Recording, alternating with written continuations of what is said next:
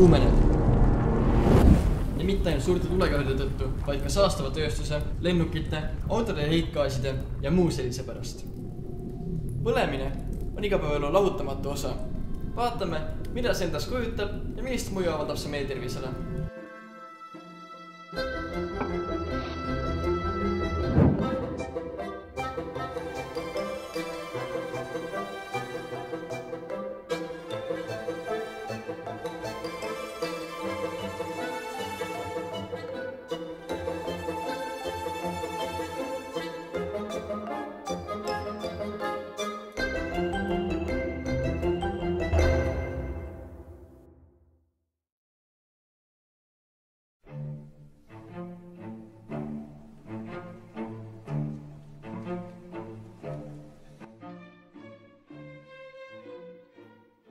Täielik põlemine, ideaalne protsess.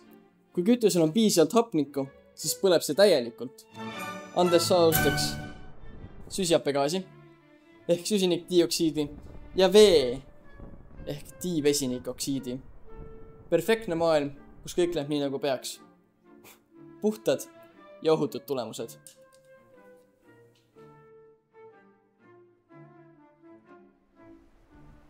See on mittetäielik põlemine.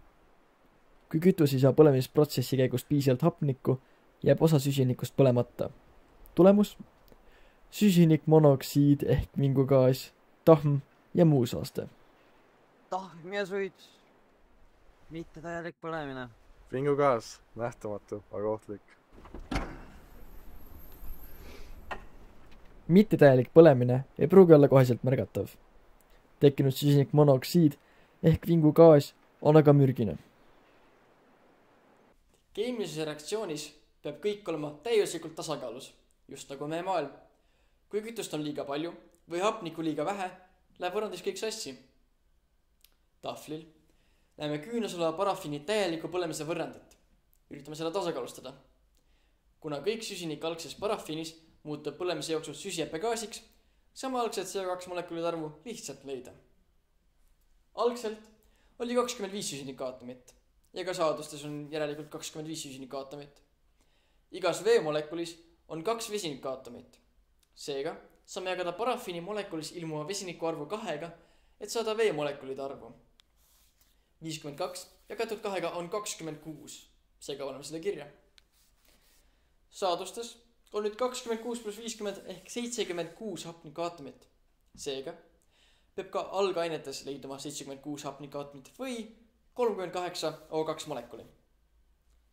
Ja näiteks selline näebki välja täieliku põlemise tasakaalustatud võrrand. Mittetäieliku põlemise korral tekivad ka teised saadusained, nagu vingugaas ja tahm. Seekord on tegemist propaani mittetäieliku põlemisega. Tuli põleb edasi ka siis, kui hapnikku on vähemaks ning CO vajab poole vähem hapnikku kui CO2.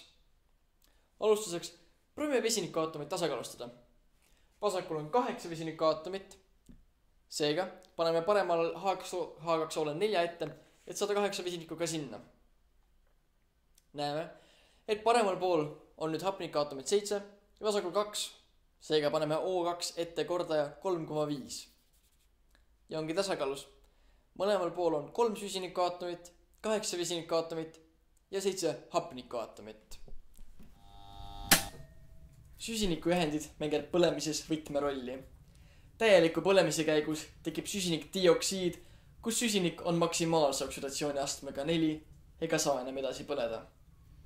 Kuid mittetäieliku põlemise käigus tekib süsinikmonoksiid, kus süsiniku oksidatsiooni aste on kõigest 2 ja seega saab ühend edasi põleda. Kaminast tuleb vingugaasi, kui siiber jääb ette, sest põlemisgaasid ei pääse enam korstnast välja ja valguvad selle asemel tuppa. Seepärast võiks igas siseruumis leiduda vingugaasi andur, sest inimene ise ei märka seda gaasi. Süsinikmonoksiid on salakaval, see on värvitu, lõhnatu, maitsetu ja ka äärmiselt mürgine. Potentsiaalselt isegi surmav.